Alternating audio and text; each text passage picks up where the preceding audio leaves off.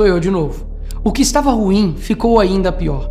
Nos últimos dias veio à tona um dos maiores escândalos envolvendo aposentados e pensionistas do INSS. O rombo, segundo levantamentos, ultrapassa a casa de 6 bilhões de reais. 4 milhões de idosos roubados e a maioria das vítimas do Norte e Nordeste. Mas isso todo mundo já sabe. O que eles não te contaram é que o escândalo atual era de 6 bilhões. Hoje, com um novo relatório da CGU, mostrou que só em 2023, 35 mil reclamaram de fraude e o valor movimentado, 90 bilhões. 90 bilhões. Nós estamos diante do maior escândalo de corrupção da história do nosso país. E o golpe era o seguinte: aposentados eram filiados sem consentimento, tinham valores descontados direto do contra-cheque ou faziam empréstimos que eles nunca pediram. E daí, quando reclamavam, nada acontecia. Estamos falando do desvio de valores bilionários de pessoas doentes e idosas.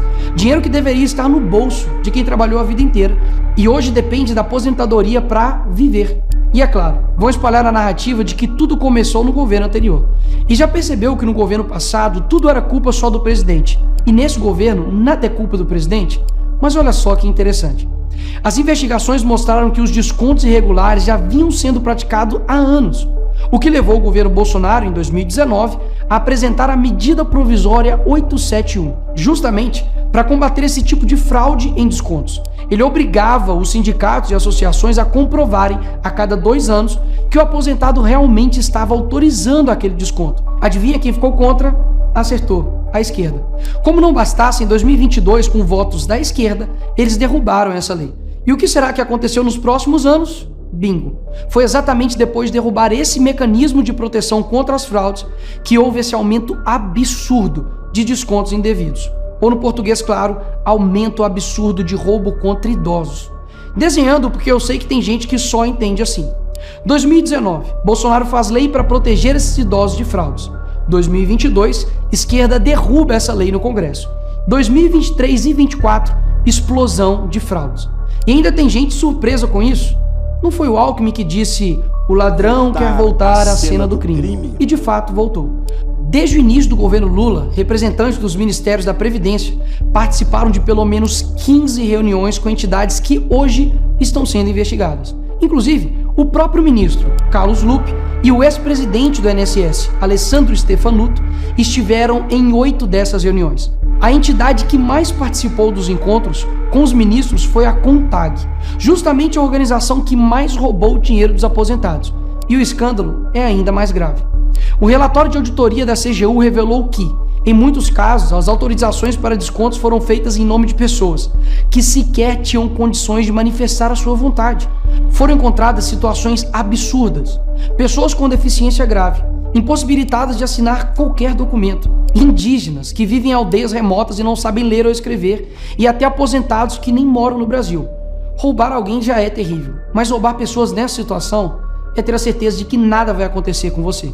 Não é à toa que o relatório do próprio INSS mostra que o governo tinha ciência e sabia como barrar os descontos desde 2023. O Tribunal de Contas da União também sabia da denúncia desde 2023. Desde essa época, poderia ter ajudado as pessoas que foram vítimas, mas o julgamento ficou parado por mais de 1 ano, por um ministro do TCU indicado por Lula. E o sindicato investigado era do irmão do Lula. E o filho do Lewandowski, ministro do Lula, advoga para outra entidade acusada de fraude do INSS. É o país das coincidências. Ou seja, reuniram com entidades investigadas, foram avisados, confessaram que sabia e ignoraram. Fingiram que não viram. Agora, com a pressão do escândalo, o governo Lula trocou o ministro e só. Nenhuma consequência para ele. Engraçado, né? Se o pobre erra o CEP no cadastro, é fraude. Mas se o sistema desvia bilhões, é só trocar o responsável. O mesmo responsável que em 2011 também foi trocado pela Dilma por corrupção no seu ministério. Isso mesmo. Lula escolheu Carlos Lupe, um cara com histórico de corrupção para cuidar do dinheiro de idosos e doentes. E depois de 14 anos ele volta e cai de novo da mesma forma. Tudo isso está acontecendo e sabe qual é a solução do governo? O INSS usará o dinheiro do povo e devolverá o dinheiro aos aposentados e pensionistas. Traduzindo, as vítimas vão ressarcir o prejuízo das vítimas. E os criminosos, Nicolas, seguirão livres, sem punições. Que bela democracia. Eles roubam e quando a gente descobre, eles mandam a conta para o povo brasileiro pagar. Assim fica fácil roubar. É o crime perfeito. Tá, Nicolas, mas o que vocês estão fazendo contra isso?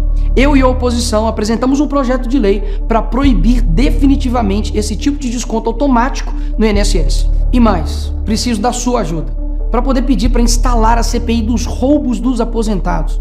E será lá nessa comissão que vamos investigar mais a fundo e poder colocar na cadeia quem foi responsável por isso. E aí sim, fazer com que eles devolvam esse dinheiro, não que você pague essa conta. Vá até a rede social do Hugo Mota e Davi Alcolumbre e peça para que essa comissão seja instalada. E por fim, vá urgente ao seu banco ou veja o extrato na sua conta pelo celular e veja se há algum desconto indevido. Só assim, você saberá que está sendo roubado ou não e peça o cancelamento imediato desse roubo. E sim, o tempo passa rápido.